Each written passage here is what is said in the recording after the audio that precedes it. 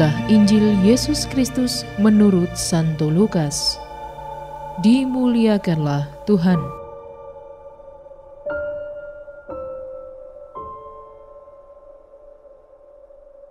Beberapa waktu kemudian berangkatlah Maria dan langsung berjalan ke pegunungan menuju sebuah kota di Yehuda.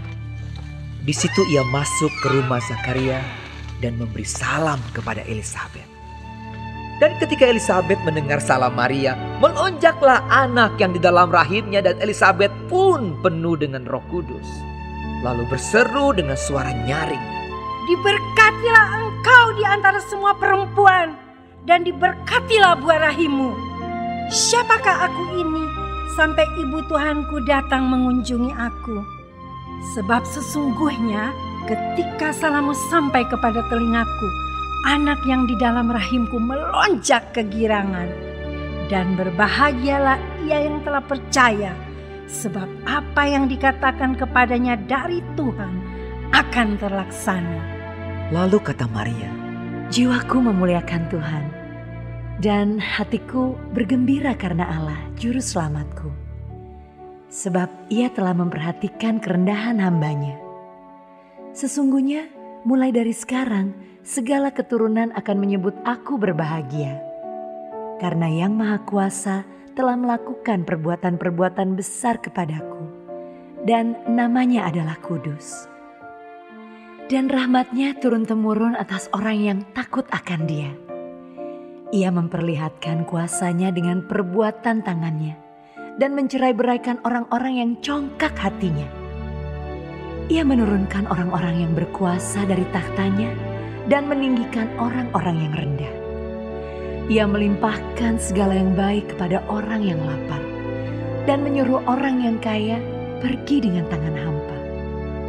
Ia menolong Israel hamba-Nya karena ia mengingat rahmat-Nya, seperti yang dijanjikannya kepada nenek moyang kita, kepada Abraham dan keturunannya untuk selama-lamanya." dan Maria tinggal kira-kira 3 bulan lamanya bersama dengan Elisabet, lalu pulang kembali ke rumahnya.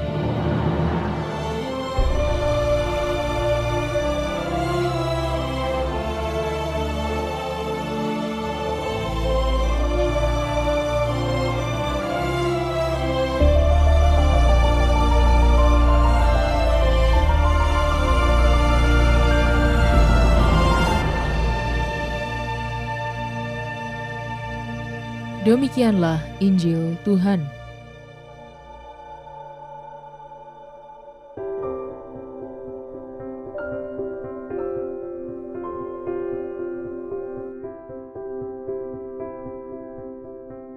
Membagi sukacita iman. Renungan oleh Romo Hendrikus Dasrimin Okar. Sahabat KP Rohani, hari ini gereja merayakan Santa Perawan Maria diangkat ke surga.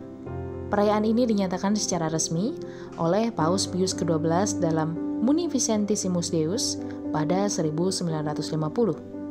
Dogma Maria diangkat ke surga bukan semata-mata doktrin untuk menghormati Maria. Sisi lain dari makna peristiwa ini antara lain ditegaskan dalam penggalan privasi hari raya ini. Dialah, yaitu Maria, permulaan dan gambaran gereja yang sempurna. Dialah harapan dan hiburan bagi umat yang masih mengembara di dunia. Maka peristiwa Maria diangkat ke surga adalah peringatan akan pengharapan kita pada kebangkitan badan di akhir zaman.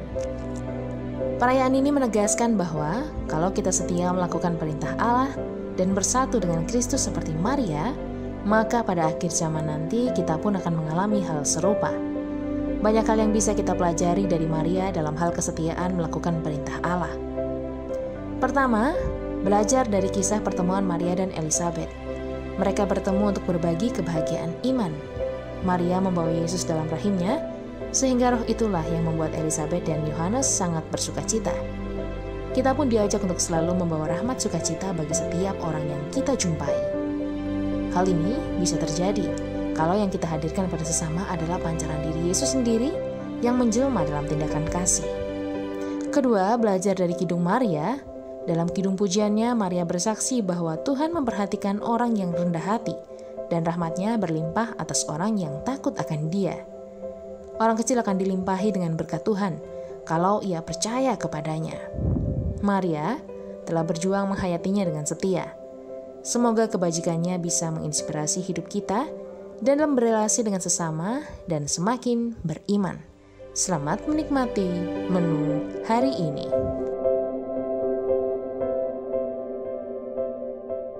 Renungan juga bisa Anda baca selengkapnya di Cafe Rohani edisi bulan ini. Dengarkan juga renungan ini di radio.karmelindomedia.com.